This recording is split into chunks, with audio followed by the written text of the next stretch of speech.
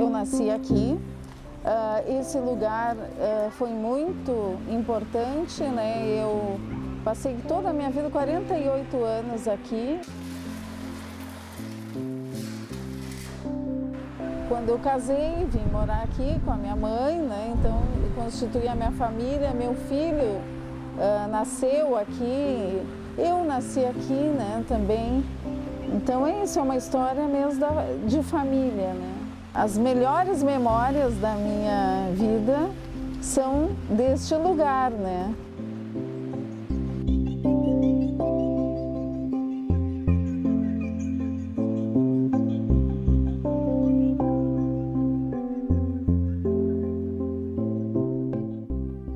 Ela é da data de 1938, aproximadamente. Meu avô veio morar em Santa Maria, porque veio trabalhar na cooperativa dos ferroviários, né? E caminhando por essa região viu que tinha um espaço. E eu acredito que ele deve ter pensado que ali ele poderia morar próximo do seu trabalho e com a sua família. E começou a organizar então a construção desse sobrado e dos 3 que seguem na Avenida Rio Branco. Eu brincava no pátio, né? Porque eu era filha única, fui criada muito protegida, vamos dizer assim. Então, eu não podia transitar muito na Avenida Rio Branco, embora eu quisesse correr pela avenida.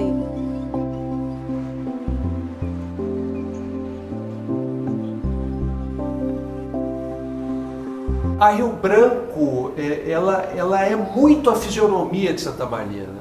É muito a cara da cidade, é muito a cara de um momento urbano que fez parte da formação da nossa identidade como cidade, né? Que tem tudo a ver com a ferrovia, que tem tudo a ver com esse tipo de edificação. Então, toda essa parte que fica à direita da Avenida Rio Branco, para quem desce em direção a Gare, é uma parte que preservou um momento urbano, né, do fim da década de 30, começo da década de 40, que foi a influência forte da arquitetura Art Deco. Essa atmosfera urbana reconhecível e identificável pela minha memória afetiva me conforta. E acho que conforta todo mundo que acha importante que as cidades tenham uma fisionomia, que não sejam desfiguradas, porque as cidades são o lugar da convivência, em que as pessoas se reconhecem, em que as pessoas constroem a sua identidade.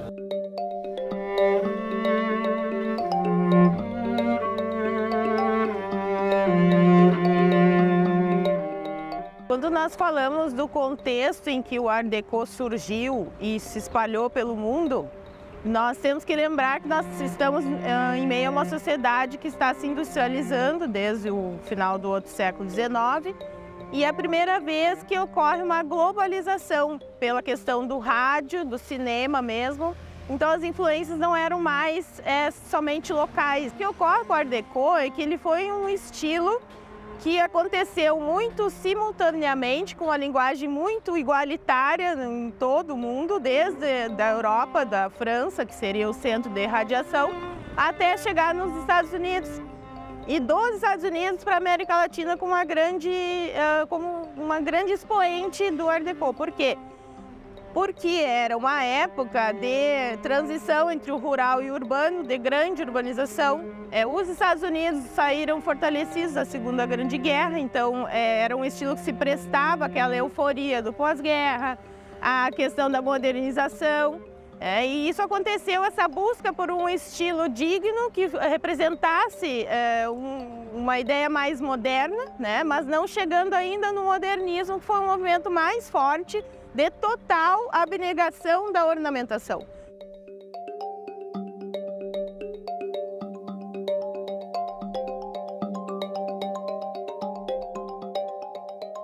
A cidade estava procurando planejar melhor o seu meio urbano, né? E aí, tanto é que começaram muitas obras e no ano de 1939 havia 435 construções na cidade. Então era muito movimento, existiam muitos engenheiros e arquitetos construtores que, com influências externas, por toda essa ideia de que Santa Maria recebia muita influência externa.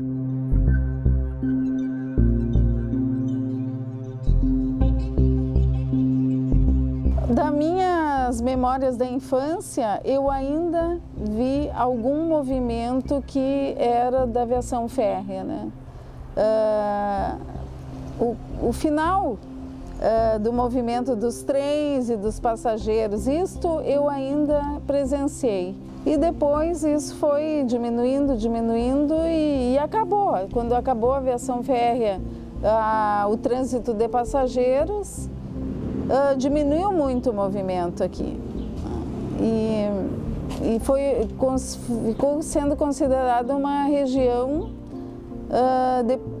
que não tinha mais, né, um apelo nem comercial, nem de hotelaria, né?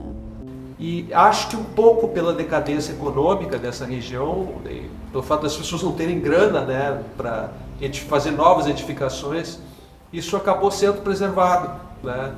E com o tempo foi sendo degradado, né? E foi sendo desbotada, né, essa parte da cidade. E com o tempo também a especulação imobiliária passou a jogar os seus olhos para essa parte da cidade, mas afinal de contas eu estou falando de uma região central. Então, quando a Câmara de Vereadores de Santa Maria votou em 2018 um novo plano diretor, que traria um descobrimento da proteção da então chamada Zona 2, que é o centro histórico, e que com isso, sem essa proteção, os prédios históricos estariam correndo riscos, inclusive a sequência muito relevante que a gente tem na arquitetura Art Deco. Eu fiquei muito preocupado. Vários amigos, né, que se preocupam com o patrimônio ficaram preocupados. Na época eu procurei o CONFIC, o Ministério Público, o prefeito da cidade, e se criou um movimento, né, de artistas, de intelectuais, de jornalistas, de arquitetos, de professores universitários, de estudantes de arquitetura. Santa Maria tem várias correntes e coletivos e grupos que defendem o patrimônio cultural de uma forma ampla, né? As artes, a música, escultura, literatura, coletivos que defendem o patrimônio, nosso patrimônio natural. Seguindo nessa linha, o coletivo Memória Ativa é um coletivo interdisciplinar, formado por vários profissionais que tem o objetivo de defender o patrimônio cultural. Procurar ativar a sua memória no sentido de trazer essa memória para qualificar os seus espaços, qualificar o seu centro urbano, né? Os centros urbanos, em geral, no mundo todo, eles procuram ser revitalizados. Então, nós precisamos achar uma identidade importante para revitalizar, um motivo para revitalizar esses espaços e trazer de novo uma dinâmica economicamente ativa para trazer esse aspecto cultural assim que a cidade precisa também. Santa Maria é a única cidade que tem uma Vila Belga. Santa Maria é a única cidade que tem um lado inteiro da avenida de Art Deco contínuo. Essa singularidade torna a cidade uma cidade especial e uma cidade potencialmente atraente, desde que haja vontade política e políticas públicas no sentido de você valorizar esse patrimônio simbólico que a cidade tem, né, e viabilizá-lo economicamente. Público e privado precisam andar juntos, né? Então as políticas públicas, no momento que elas são elaboradas, né, elas têm que procurar quem é que está estudando isso, as universidades, nós temos muitas fontes de estudo em Santa Maria. Então acreditamos que a memória vem desse movimento e as políticas públicas estão um pouco correndo atrás ainda. Reduções de impostos dos edifícios tombados, por exemplo, é uma forma muito interessante de promover com que o proprietário consiga, a cada 5 anos, reaplicar uma pintura para ir preservando esse patrimônio. E outra maneira que eu imagino que seria muito interessante é que se houvessem programas constantes de educação patrimonial para que essa conscientização seja efetiva.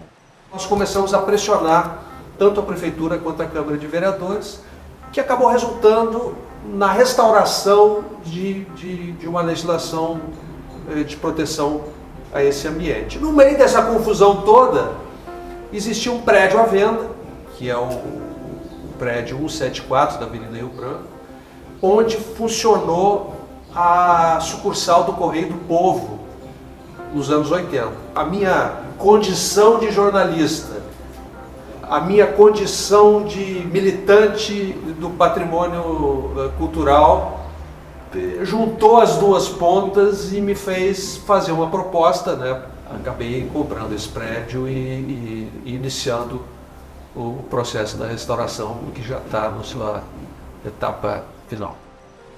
E aí, vizinha? E aí? Vai rolar uma obra aí, então, Olha, pretendemos. Você aguentou quanto tempo de obra aqui do lado? Ah, mas não foi nem um pouco difícil. Tu te lembra quando a gente começou a conversar? Sim. Tu me chamou, né? Tu estava aqui no portão.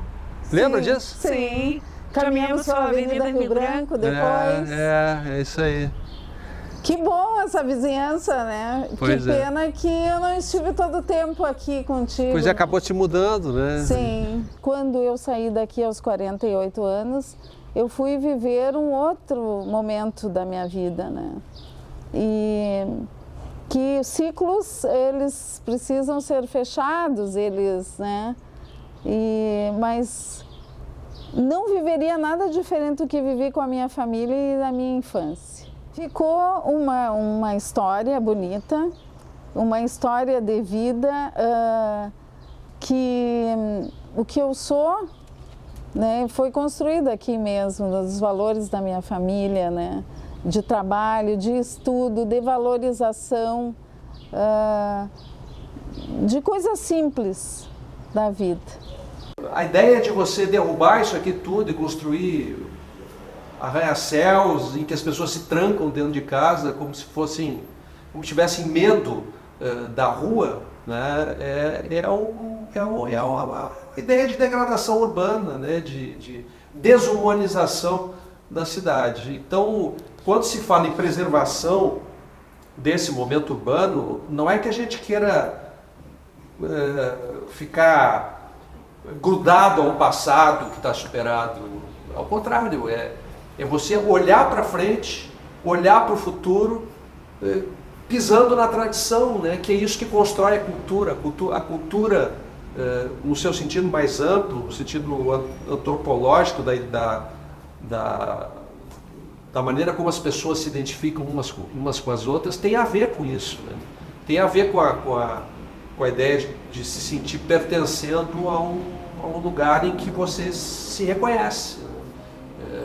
É muito triste quando você passa a olhar para o lugar onde você tem uma história e já não se reconhece mais. Parece um lugar estranho, parece um lugar que não existe mais. Então a ideia de você preservar uma arquitetura em um momento urbano que fez parte da sua história é uma visão moderna de convivência, né? E de você enxergar a cidade como aquilo que ela é na sua essência, que é um espaço de convivência entre as pessoas. Nós precisamos de pessoas de coragem, né? E que acreditem, né? Em outros propósitos. A gente acredita numa ideia, né? Como você, né? Como você. Eu acho que a vida, ela é dinâmica, ela muda, nós podemos ressignificar os lugares, né?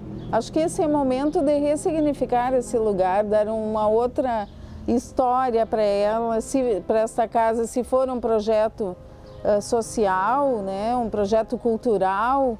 Eu acho que sim, esse é o momento de uma outra energia, né? Ou um outro propósito. Acho que sim.